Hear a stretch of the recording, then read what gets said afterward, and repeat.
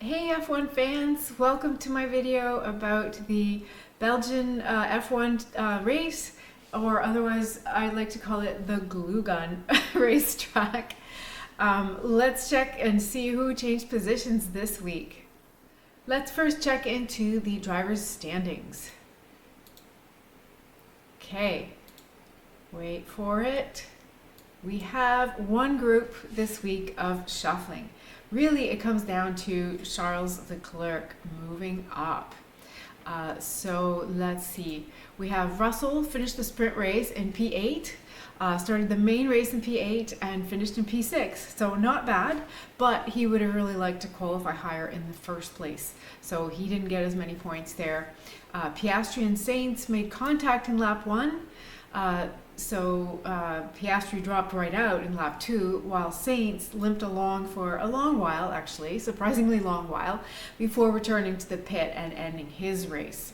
So he doesn't get any points this week, and Leclerc actually ended up having a great race. He qualified in P2 right behind Max, which brought him up to pole position after Max took his 5-grid penalty.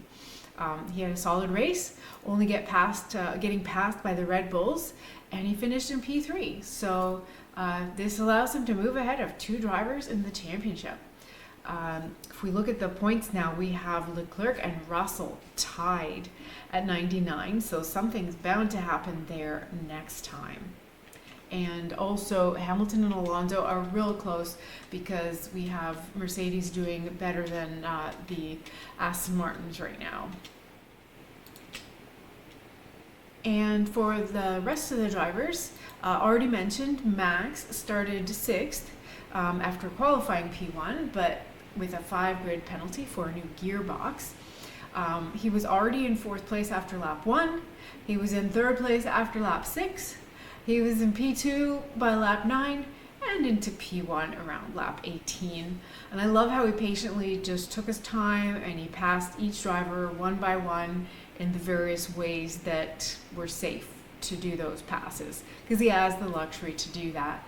And he executed with perfection, and strategy was perfection, just unstoppable. I want to mention a few others. Lando Norris struggling huge because his car was configured for rain and it was dry on race day.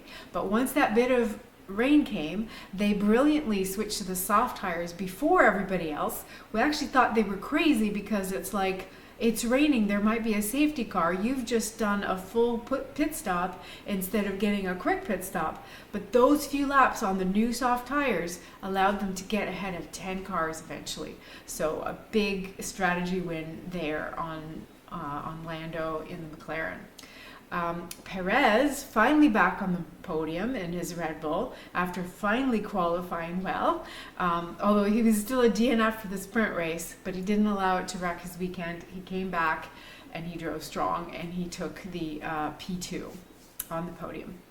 So, I mean, for his sake, I hope he's getting some of his mojo back and that he can stay up there because he really has a great car. He should stop putting pressure on himself to win against Max because it's just not going to happen, but just get your P2. It should be totally doable every single time. Piastri deserves a mention for his P2 in the sprint race. That was really, really super for him as a rookie to be on podium, even though it's just the sprint race podium. And finally, a shout out to Yuki for finishing in the points for the 3rd time in what is essentially the slowest car on the grid. So Yuki has 3 one-point finishes. As for the Team's Constructor Championship standings, we have no changes this week.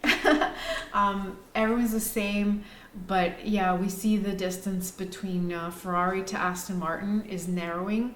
The Ferraris are doing better now, and even though both Aston Martins finished and only one of the Ferraris finished, still Charles brought in a lot of points this weekend. So yeah, they're sneaking up. McLaren's doing still well, but they've got way too long to go. And the backup field is still the same. We still have our tie for 11, although you can see Yuki's extra point at the back there. So next is the summer break, where we get a whole bunch of weeks off with nothing. nobody develops, everyone takes time off. And then we come back to Max's home race in the Netherlands. See you then.